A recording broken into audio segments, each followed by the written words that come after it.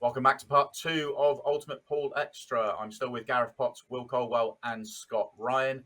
And in this part of the show, we're going to have a look into the pairs, what happened last week, and what we think might happen on this upcoming week as well. So first thing, let's take a look at what happened this week. And there was a big news was that Darren Appleton was returning to the sport, first time playing in an Ultimate Pool event, and he came through the group partnering Chris Patient, King Pigeon. So King Pigeon and Dynamite, Darren came on through. There they are. It was a great performance. And Scott, I'm going to come to you first, simply because you got first pick and you went against them. So was this not what you were expecting to see? No, not at all. But I will say this: I grew up on Darren Appleton and watching his exploits and how much of a phenomenal player he was in the past. I got lucky enough to have a couple of frames with him at the last event in Blackpool, and I watched him play a few more frames, and he didn't play very well at all, actually. More akin to a pub player by his own high standards. And coupled with Chris Patient, who people won't really know about, it seemed like the obvious pick to go against them. When kind of you've had a more established team in there. But what I will say, what a thrilling night it was! I felt like I was a teenager again watching Darren Appleton, and it was great to see him back. Yes, he wasn't at his destructive best, and to be honest with you, it's probably the most fun I've ever seen him having around a pool table. He looked like he really enjoyed it, with his good friend Chris Patient. Happy to be wrong on that one, because it'll be great to see Darren playing again on the Ultimate Pool stage. So a massive congratulations, a massive well done. They were absolutely terrific and great to watch all evening. Yeah, great to see Darren back, Scott. But Will, I need to come to you and ask you, obviously it's the first time we're seeing Darren back. We've seen him on commentary as well. Is he going to be one of the guys we could potentially seeing in that wildcard announcement? Any clues you can give us there? Well, to be honest, I think that decision mainly comes down to Darren because, Darren's obviously moved over to 9-ball, a number of years ago now. And, I think he is making sort of moves over there and he's trying to have one last hurrah at it, shall we say. So I think it's all down to how Darren's feeling and, we'll totally respect that. And all I will say from Ultimate Pool's perspective is it would be fantastic to have a player like Darren come back into the fold and come and play English pool, probably under a different sort of way that he's played it before. He sort of alluded to some comments on his interview with Stephen on Monday about how the game's changed, what Ultimate Pool have done to the game to make it more viewer-friendly. And I certainly don't think the door's shut, but the decision lies down with Darren. That's all I'll say. Okay, a bit of a tease there, not really giving us too much away. Gaz, there's a lot of people that will only have kind of seen Paul through the Ultimate Pool eyes, new viewers to the show, which is, is growing all the time. So Darren Appleton, to a lot of people, might be a name that people don't really know, but he is a sort of legend of pool sports across the variety, obviously starting off in English pool. How, if there's someone like yourself that will know him well and have played against him many times, was it cool to see him back? Yeah, I'm just looking forward to the next time Darren sees Scott after him calling him a pub player. Yeah.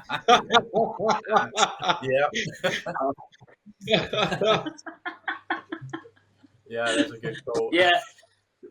So, look, obviously he's a legend of the game. That goes without saying. One thing I will say is when you've been away for so long playing a cue sport where the contrast of the balls and equipment are the complete other end of the spectrum, which he has been. He's been playing American pool with double the size balls, double the weight balls, double the size cue in terms of tip size and shaft size. It just couldn't, it's worlds apart. So, I knew that. I've seen that firsthand of coming back from the Chinese pool. It's the same balls. It's it's effectively the same size table.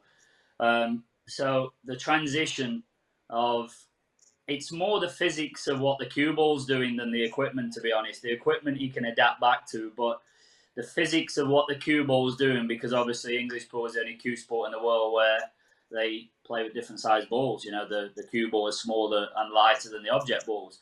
So the physics of and the natural reaction of what happens when the cue ball contacts and leaves the object ball is very different to every other cue sport. And although the balls are bigger, you've got effectively one step up at snooker and one step up at American pool, and you go a step up again when you talk about like Russian billiards and that sort of stuff. But the cue ball is always the same size. So it's easier to adapt to.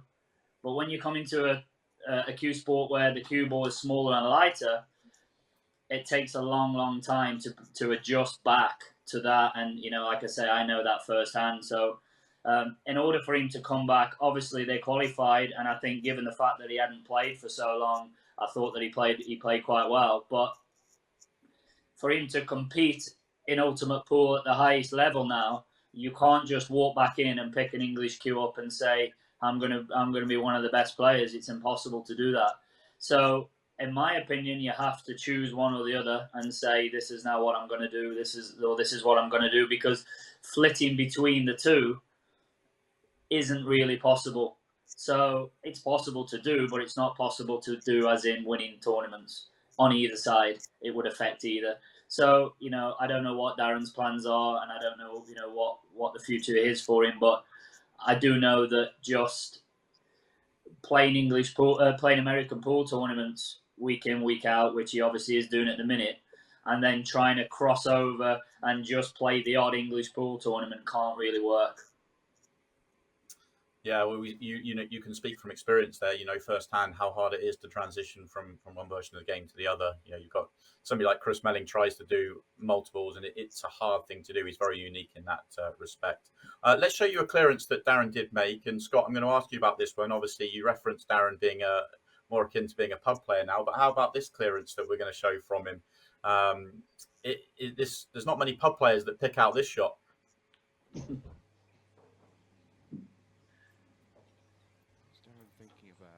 General rule of thumb is you want to keep your balls on the table. Probably his sort of best moment on the night. A lovely clearance. It doesn't really look on. Together, they plant off the yellow that opens up the pocket. One thing I have noticed with Darren is obviously I haven't really seen him play much for a long time, but his technique is very, very different now than it was back when he was a full-time English pool player. So if the cue board stayed on, that's the first thing that I noticed. Yeah, his whole technique is different. Obviously, he's adapted that technique to play an American pool, but seems to have a really long bridge hand. So his bridge hand is a long way away from the cue ball, and just looks in a slightly different position to me on the cue to what I remember. And I've obviously played him. Well, probably hundreds of times over the years at English pool back in the days, but yeah, his technique looks very different, which he's obviously adapted to the American pool. But like I said, I thought that given the fact that he doesn't play English pool anymore, he actually played really well on Monday night, and he got a couple of big finishes. And I do think, to be fair, also I think his partner Chris played well, which I think he obviously needed to, because it is doubles, and they definitely weren't favourite to go through. Yeah, that's a really good point. Obviously, we've talked a lot about Darren because of the name and who he is, but you can't win the pairs by yourself. And Chris played very, very well. Darren even credits Chris as sort of carrying him through the group, which may not be quite the case, but he certainly played very, very well and did his part hugely as well. So all credit to the pair of them coming through the pairs. They'll go through to the second stage of the competition. Okay, it's golden break time. Let's have a talk about the golden break. Will, I'm going to come to you with the golden break, another innovation from Ultimate Pool that sort of feels like it fits on the Monday night really, really well. We had quite a special one. Let's show you this little beauty from Matt Ward. Oh, I thought you were going to show me mine. Watch this space, Gareth. I love this reaction. Yeah, Monday night was really, really special for me. It was not just the fact that Darren was returning, but there was a nice little crowd in supporting the guys from Darlaston, and probably the best reaction that we've ever had to a golden break. It was it was really, really good. that reaction. Yeah, I said on comms that there's a few professionals need to look at this celebration and give it the big one. Gareth, quickly, side note from the Golden Break. You love your fashion. What are your thoughts on these shirts there? Got mine on order. So we'll see you wearing that on Monday, will we, in the pairs? You will, mate. Yeah. Well, yeah, if they do it in extra small, I'm getting one. You mentioned your Golden Break, your first ever Golden Break at the. That's why I thought he'd get the mention, mate. My first ever Golden Break, and you don't Well, even talk about it. Let's show it. Let's bring it in now. Let's see what we've got here. Then your first ever Golden Break, and you didn't even watch it go in. Oh, it's in. Oh, Golden Break is in, and he celebrates No. it as well. We couldn't make You missed a it. match until the 8-ball flies in. And we're all It was quite celebrating. funny because obviously I use a brake cue, so I broke off, and obviously with the shot clock, you can see the yellow just on the lip and not drop in. just bumps it there, and it was one of those slow ones, weren't it, where he obviously he could see it going towards the pocket, and that just sort of kills him softly with it. But I went to take my brake cue obviously back to my chair. You're playing under a shot clock, so every second counts. So obviously you turn around to put your brake cue down, pick my playing cue up, and as I turned around, I just saw it trickling into the pocket. So yeah, a little bit disappointed I didn't get to see the full view of my first ever one, but yeah. We see a lot. Sorry, it was actually quite an important time when it happened to me Yeah, as well. it was. I think I was 4-3 down there, so playing a race to 6, 4-3 down. It's nice to get a bit of a freebie. Well, while you mentioned that, John won his first 2 matches. We talked about that in part 1. He was winning against you 4-3. Then you had the Golden Break. You did 2 off the break to beat him 6-4. And he was never to be seen again. So you can mark the moment down in the day where his day fell apart, and it was that Golden Break. That's for sure. Scott, It's all down to me why he struggled in that shootout. Yeah, it's all your fault. We see a lot of professionals just give it the sort of damp squid, just raise the hand to acknowledge a little bit of luck. Gareth gave it, a little bit, but how are we comparing the 2 celebrations there? I mean, Matt, really, there was some venom in that fist pump.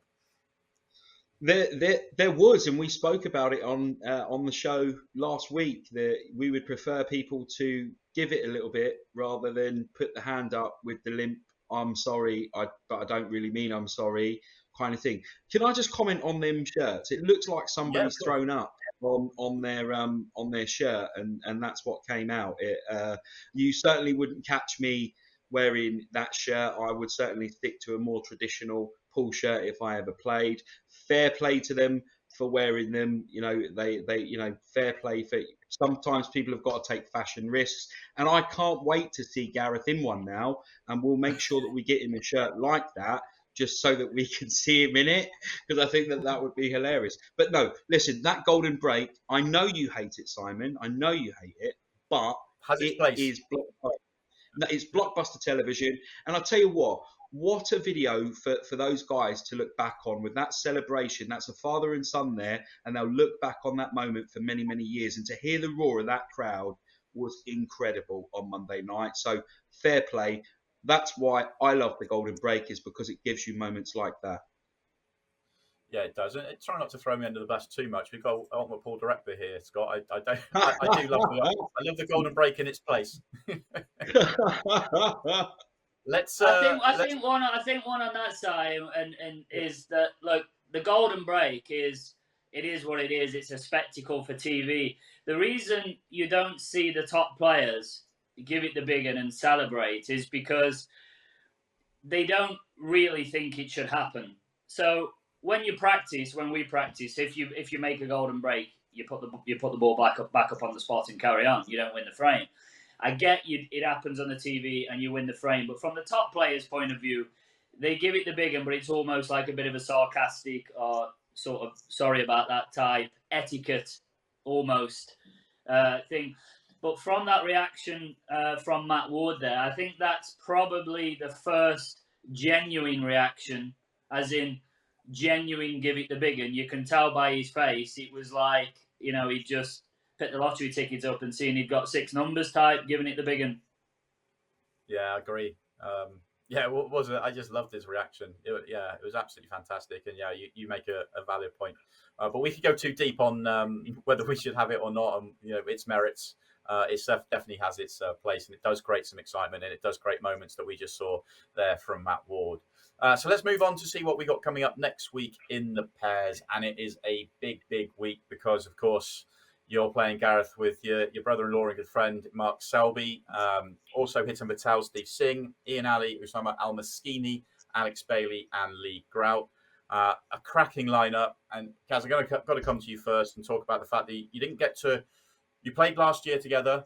It was great to see Mark Black playing this version of the game. It wasn't long after getting you back to see you playing this version of the game as well. Huge amount of excitement, and you came through in very dramatic circumstances. You weren't able to take part in the second stage, but how much are you looking forward to getting back out there with him again? Yeah, obviously disappointed that we couldn't take part in effectively the semi-final stage for us, but there's more important things. So I'm sure everybody out there saw that. The issues that he went through. He's much better now. So, the main thing for me is that, his health comes first. The pool was irrelevant. So it was about him getting back to health, and he is now. He's actually got a little bit of an issue with his neck. He's done something to his neck. He's not 100% sure whether it's a trapped nerve or just a muscle pull. So hopefully that won't affect him too much for Monday. But obviously, an honour to play with him.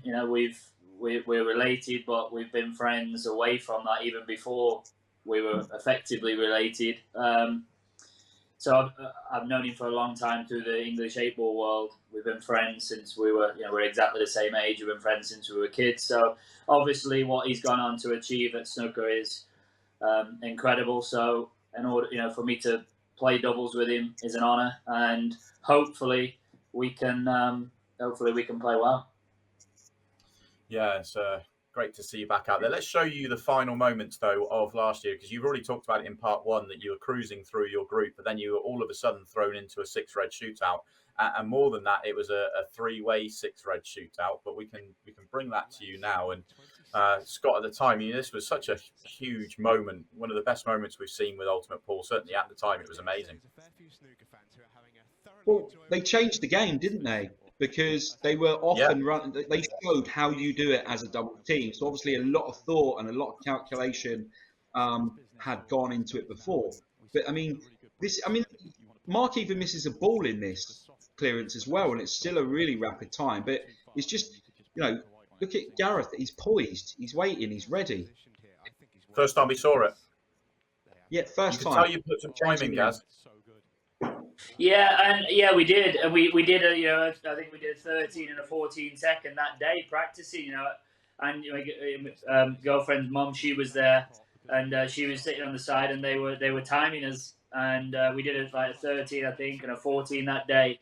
But just that one on that he misses a ball. If you look what happens, obviously I popped the first one, and the other balls are still moving. The rules in the 6-red shootout are that as long as the object ball that you're striking is stationary and the cue ball stationary, it doesn't matter what's happening with the other balls, which is a weird mindset for you to, as a player, get your head around, that you can actually hit the ball while the balls are still moving. So that takes a bit of getting your head around, that you can, there's balls flying around the table and you can hit one.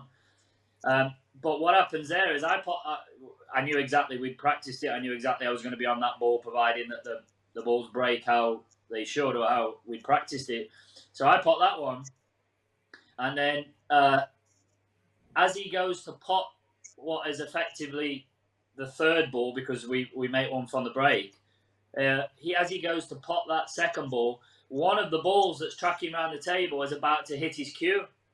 Yeah. So it's right. Either he misses the ball or the ball hits his cue and it's a 5-second penalty or whatever it is. So he jumps out of the way because the ball's going to hit his cue. So, Scott's right. Had that not have happened, it probably would have been maybe 4 or 5 seconds at least less. So, and for me, that was new because that was not long after I'd come back into playing Ultimate Pool. So I was still using back then the wrong cue, and everything was a little bit still alien to me. So I was still second guessing a lot of the stuff then. And obviously Mark doesn't play any English pool anymore. So we were both a little bit, a little bit sort of green to it all. We were a little bit second guessing everything we were doing. But Yeah, it was great for TV, wasn't it?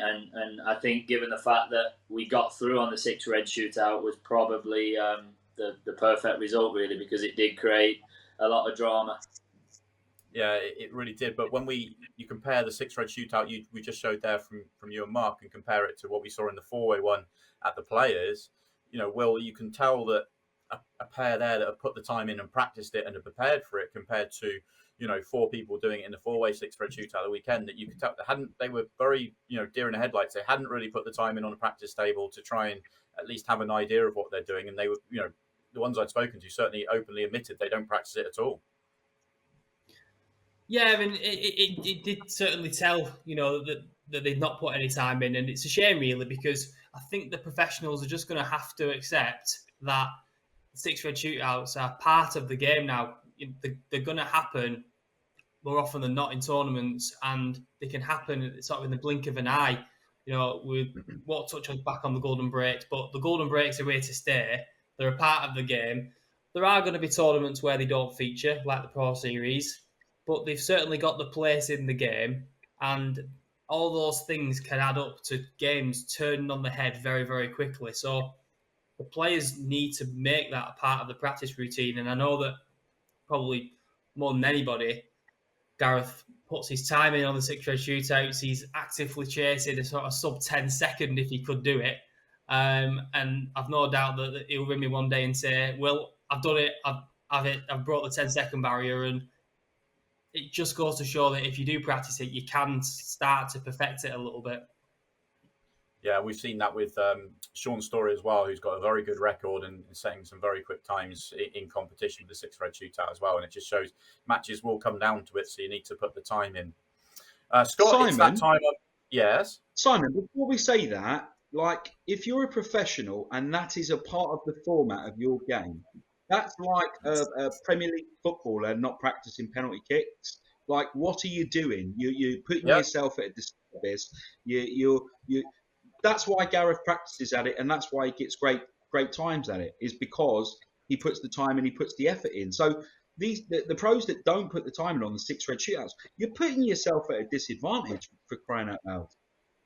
Yeah, I completely agree. I don't know why you wouldn't practice it. It's a huge part of the game, and it's in every tournament that's now played. So if you're not, you're going to need to start doing it.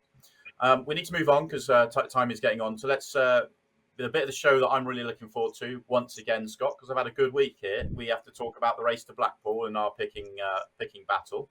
I got it right this week because I picked King Pigeon and Darren. You went against them. You had Aaron and Matt, which means that the score has another change. There you go. And I'm in front, which is where I want to be, because the last thing I want to do is go swimming in December. But we had no Players' Championship to pick this week where you would have got first pick. So I'm going to offer it over to you. Do you want the first pick or second pick this week? I'll let you have the first pick. I'm interested to see where you'll go. Okay, interesting. That says to me that you think this is quite a wide open group, which I find interesting as well. I think that there is danger in this group for everybody. I think there is danger in this group. My only concern, I'm going to pick Gareth and Mark. Of course I am. My only concern is obviously the health of Mark. Hopefully he's fully fit and he turns up. And how can you back against Gareth the way he's playing? So I'm going to go for Gareth and Mark. I understand your reasoning there, and had I had picked first, I would have probably gone Gareth and Mark. But there is one pairing in that group that, if they can turn their ability into the TV stage, is Ian Ali and Moschini. Now, a lot of players and not a lot of people who watch Ultimate Pool might not be as familiar with Ian Ali and Moschini. They are two very good players, terrific players. Actually, Ian's probably more known for the cult pool fans in terms of the money scene. And Moschini is one of the stronger Moroccan players out there. They do have it in their locker to cause the upset. But what I will say is, in reality, how can you really back against Mark and Gareth? They're two absolute thoroughbreds who who've been there, seen it, done it. The pressure's not going to get to them. They'll do what they need to do. But as I've gone second, it's Ian Ali and Osama Moschini for me. Okay, I just don't want them crying. Hopefully Mark's neck improves, otherwise I might end up with a bad back. Yeah. I'll win by default. Yes. Yeah, well, let's just remember when we do have the debrief next week that you had the option to pick first. You can't be crying about the fact I had first pick. Well, Gareth, of course, we're not going to ask you who you want to win. Sorry? You want to keep the order? Us in order, Simon. I don't want you to cry about it when you're taking your dip in December. Yeah, don't worry, I won't be doing that. Gareth, we're not going to ask you because obviously we do know who you're going to want to win this week and who you know is going to win this week. But we will ask you because you are notorious for liking to sit on the fence, but you can't come on extra and sit on the fence. You've got to stick your neck out somewhere. Come on. All right, I won't stay on the fence this week. Take your director hat off. Oh, yeah, okay. So there's obviously 4 really good pairings there. Obviously, Gareth and Mark speak for themselves. Scott's touched on Ian Ali and Moschini. I think if they can gel together, they'll certainly be a force in the group. I think we're forgetting about Hitan Patel, another ultimate pool professional, been around the game for a long time, pairing up with Steve Singh, a good friend of his. And, I think that there's going to be some fireworks in this group, that's for sure. But if I'm taking off my director hat, I think I have to go with Gareth and Mark just because of what they did last year.